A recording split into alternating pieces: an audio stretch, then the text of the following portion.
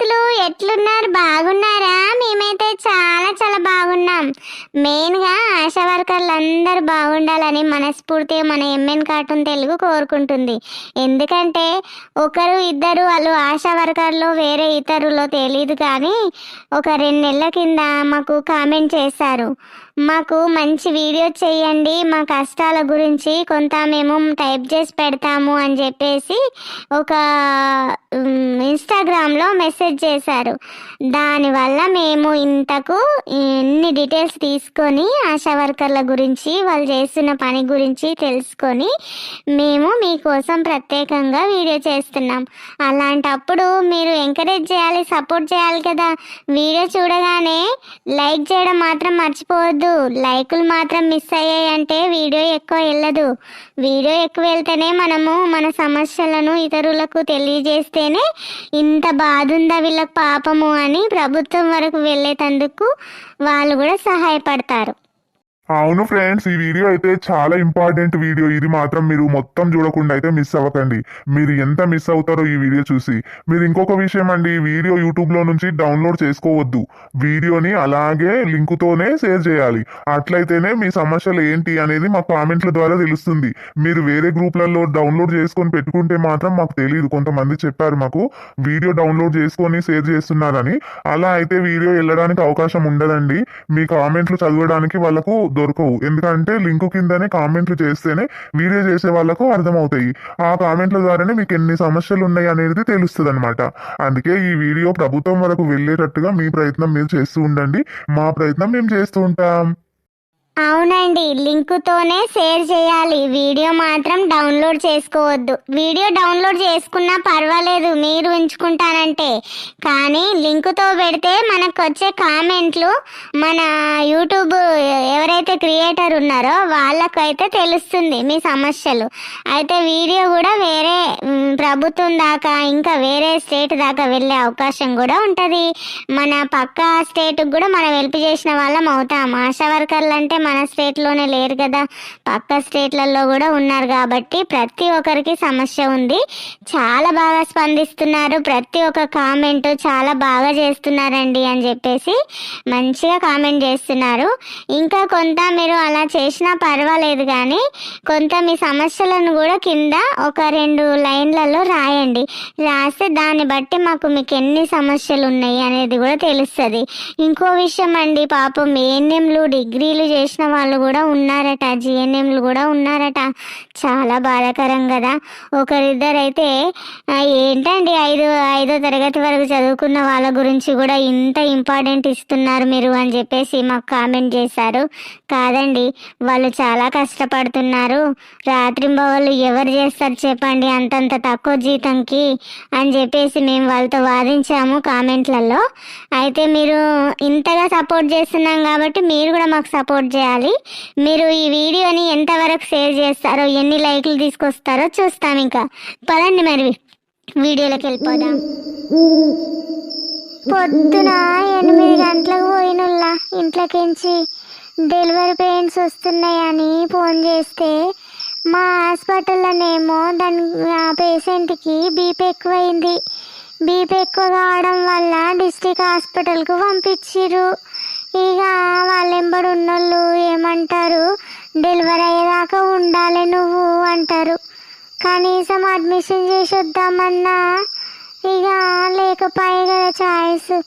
Delivery అయ్యేదాకా ఉన్న ఏదేమైనా సరే అని. కూడు లేదు, కుమ్ము లేదు. ఏం చేస్తాం, మా బతుకులు ఇలా తగలడ్డాయి. మమ్మల్ని అర్థం చేసుకునే నాదుడే లేడా. ఈ దారి పొంటి నడుచుకుంటూ వస్తుంటే గుబులు గుబులు అవుతుంది. మా ఆయన ఏదో పని చేసుకోవడానికి వెళ్ళాలి కదా, నన్ను తీసుకురానికి దింపిరానికి ఉంటే ఇక ఎట్లా వెళ్తుంది, మాకు వెళ్ళదు కదా. అందుకే మా ఆయన ఏదన్నా పని చేసుకోవడానికి పట్నం పోతాడు. మళ్ళా రాత్రి ఏ టైం ఉన్నా వస్తాడు.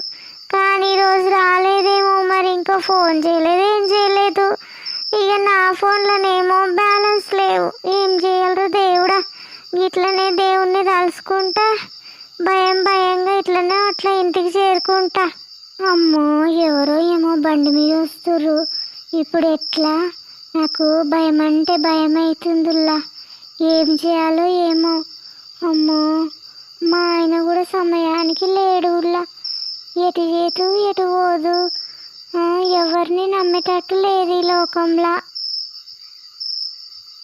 ఇదేంది, వీడు చూడ్డానికి ఇక్కడోడ్లాగా కనిపించట్లేదు.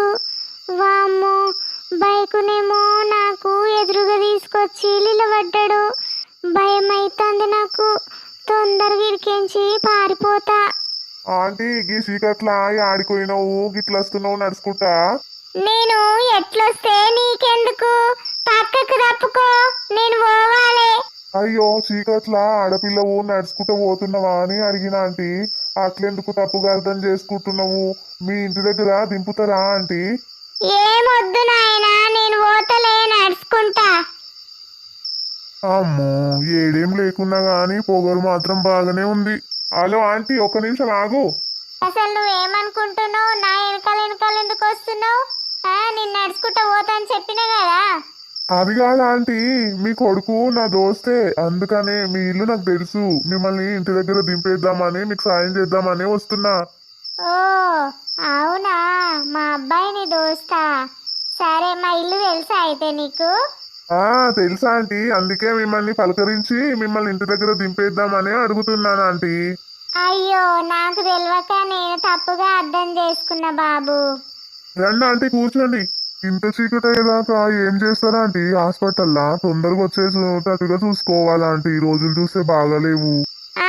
ఏం చేస్తాం నాయనా, ఎప్పుడైనా డెలివరీ కేసు ఉన్న ప్రతిసారి ఇట్లనే అవుతుంది. రాత్రిలో పోయినామంటే డెలివరీ అయ్యేదాకా ఉండాలి అక్కడే. పొద్దున 8 గంటలకు పోయినా నేను. ఇక ఈ టైం అయింది, డెలివరీ అయ్యేదాకా ఉండాలి. తల్లి బిడ్డ మంచిగా ఉన్నాకనే ఇంటికి రావాలి కదా.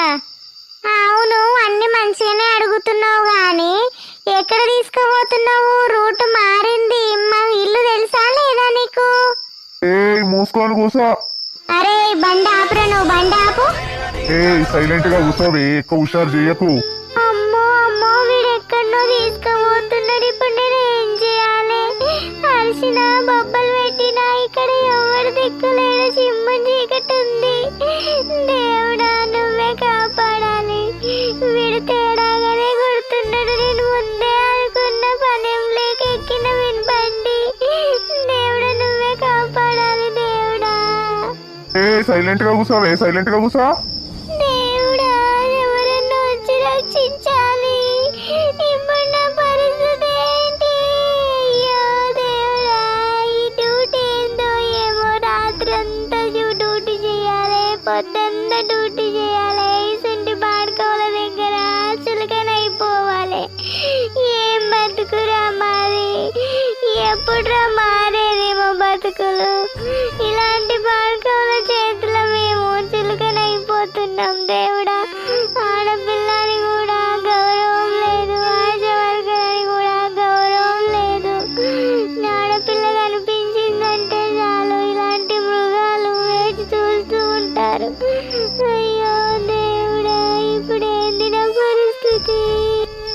నీకు తల్లి చెల్లి ఎవరు లేరారా? నా ఏసింటల బండి ఆపురా. మా ఇంటి దిక్కు తీసుకుపోకున్నా సరే రా, ఈ అడవిలైనా సరే ఆపేనా, నీకు పుణ్యం ఉంటది. నీ కాళ్ళు పట్టుకుంటారా? ఎక్కువ హుషారు చేసినావు అనుకో మంచిగా ఉంటది. సైలెంట్ గా కూసో అని చెప్పిన. ఇప్పుడు నేనే ధైర్యంగా ఎదుర్కోవాలి. వీడు భయపెట్టిస్తున్న కొద్దీ భయపడితే నేను ఇన్ని సంవత్సరాల నుంచి చేస్తున్న ఈ డ్యూటీకే విలువ ఉండదు. అసలు వీని సంగతి ఏంటో నేనే తెలుసుకుంటా. ఇట్లా కాదు అట్లా కాదు, బండి ఆపని వాడు. బండి ఆపేదాకా ఒకే పడతాను. ఆ తర్వాత వీని సంగతి నేనే చూసుకుంటా. ఒక ఆడది తలుసుకుంటే ఎంతకైనా తెగిస్తుంది. ఏంరా, నీకు నాలాంటి తల్లి చెల్లి లేదారా? దొంగ బాడుకో, ఆపమంటే అలా పరిగెత్తుకుంటూ వచ్చేస్తున్నావు, ఎగేసుకుంటూ వచ్చేస్తున్నావు. ఏ అడవిలో ఆపితే భయపడతాననుకున్నావురా? అబ్బా అబ్బా ఆంటీ, వదిలే ఆంటీ, తప్పైంది ఆంటీ, తప్పైంది ఆంటీ. నేను అట్లా అనుకోలేదు ఆంటీ. నాకు రూట్ తెలియక ఇటు తీసుకొచ్చాను ఆంటీ. మీరు తప్పుగా అర్థం చేసుకున్నారు ఆంటీ. వదిలేయండి ఆంటీ, ప్లీజ్ ఆంటీ, ప్లీజ్. చీకట్ల ఆడపిల్ల నడుచుకుంటూ వస్తుంది కదా, ఏమైనా అనొచ్చు అనుకుంటే పొరపాటేరా. ఆడపిల్ల పులిలాగా కూడా మారొచ్చురా. ఎదవన్నారెదవా, గాంధీజీ చెప్పారు అప్పట్లో. ఆడపిల్ల రాత్రిలా నడుచుకుంటూ వచ్చిన రోజే స్వతంత్రం వస్తుందని. కానీ ఆయన చెప్పినవన్నీ రాంగ్ అయినాయి. ఇప్పుడు ఇంకా 100 సంవత్సరాలు కూడా గడిచినా కూడా ఇలాంటి రోజు రాదురా. అలా నడుచుకుంటూ వచ్చిన రోజు ఉండదు. ఇలాంటి మృగాలు వేచి చూస్తూనే ఉంటాయి.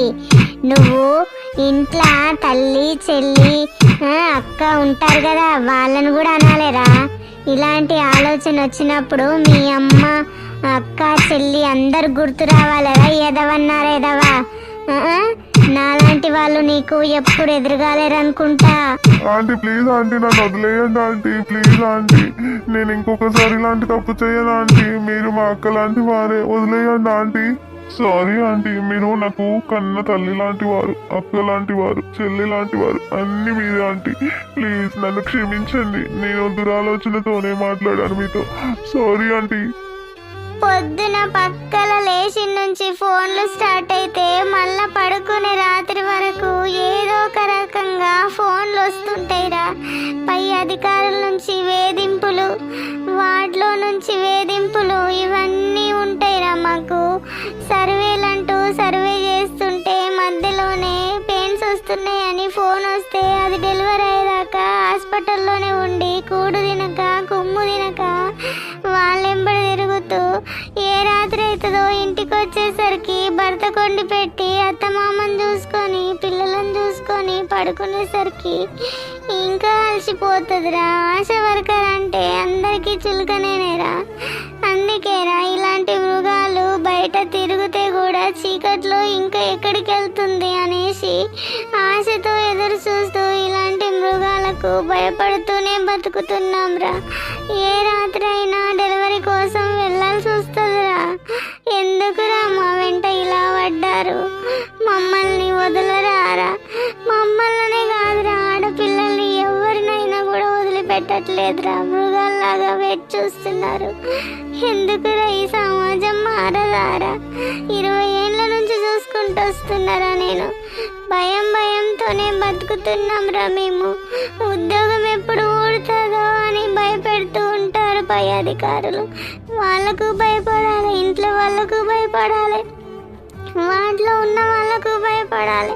ఇలా భయపడుతూ బతుకుతూ ఉన్నాంరా మేము. ఎందుకురా ఇలాంటి పనులు చేస్తున్నారు? సారీ ఆంటీ, 20 ఏళ్ళ నుంచి వర్క్ చేస్తున్నారా మీరు? ఇంత బాధలు అనుభవిస్తున్నారా? నాకు తెలీదు ఆంటీ. కుర్ర కుంకన నాకు ఏం తెలుసు ఆంటీ. ఇంత బాధ ఉందనే విషయం అస్సలు గ్రహించలేకపోయాను ఆంటీ. చాలా తప్పు చేశాను నేను. మీకు మంచి జరగాలని కోరుకుంటున్నాను ఆంటీ. ఈ వీడియో షేర్ చేసి నేను కూడా మీకు సాయం చేస్తాను ఆంటీ. మీ పట్ల అందరూ విలువ ఇవ్వాలని కోరుకుంటున్నాను ఆంటీ. సారీ, తప్పైంది ఆంటీ, నన్ను క్షమించండి. చూసారు కదా ఫ్రెండ్స్ వీడియో, నాకైతే చాలా బాధ అనిపించింది. వీళ్ళ పనితనం చూస్తుంటే ఎవరికి అర్థం కాదు.